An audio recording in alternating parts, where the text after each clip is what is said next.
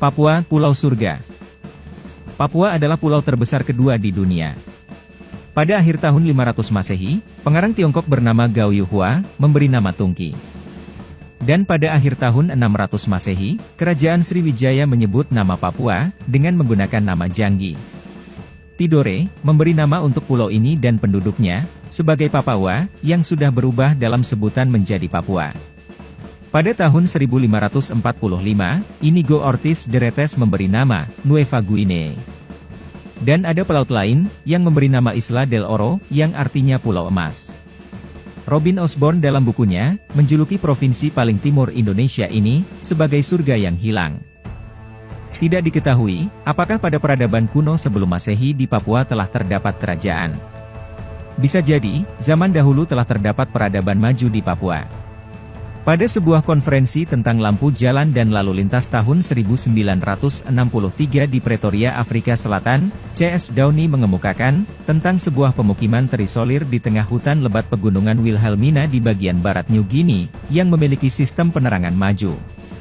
Para pedagang yang dengan susah payah, berhasil menembus masuk ke pemukiman ini, dan menceritakan kengeriannya pada cahaya penerangan yang sangat terang benderang, dari beberapa bulan yang ada di atas tiang-tiang di sana.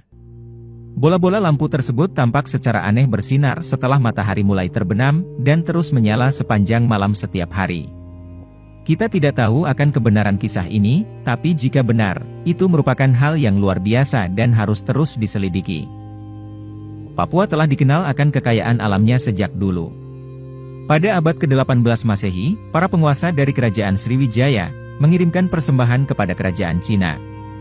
Di dalam persembahan itu terdapat beberapa ekor burung cendrawasih, yang dipercaya sebagai burung dari Taman Surga, yang merupakan hewan asli dari Papua. Dengan armadanya yang kuat, Sriwijaya mengunjungi Maluku dan Papua untuk memperdagangkan rempah-rempah, wangi-wangian, mutiara, dan bulu burung cendrawasih.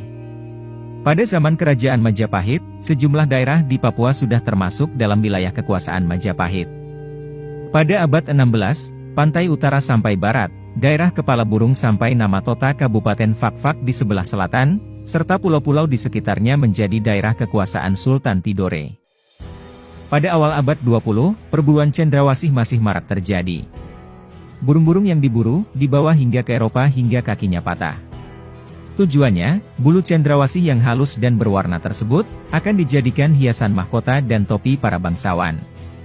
Atas dasar kepercayaan tersebut, burung cendrawasih akhirnya dijuluki Bird of Paradise. Alfred Wallace, seorang peneliti biologi dari Inggris juga memberi nama Latin burung ini, yakni Paradisia apoda, yang berarti burung surga tanpa kaki.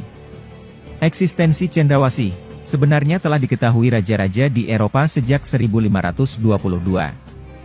Cendrawasih pada masa itu sempat dijadikan hadiah dari Raja Maluku untuk Raja Spanyol. Papua terkenal dengan produksi emasnya yang terbesar di dunia, dan berbagai tambang serta kekayaan alam yang begitu berlimpah, serta merupakan surga keanekaragaman hayati yang tersisa di bumi saat ini. Pada tahun 2006, diberitakan suatu tim survei yang terdiri dari penjelajah Amerika, Indonesia, dan Australia, mengadakan peninjauan di sebagian daerah pegunungan Foja Provinsi Papua Indonesia.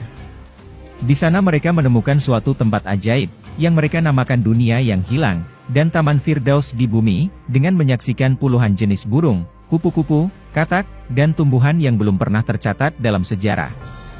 Jika dikelola dengan baik, orang Papua pun bisa lebih makmur dengan kekayaan alam yang melimpah tersebut.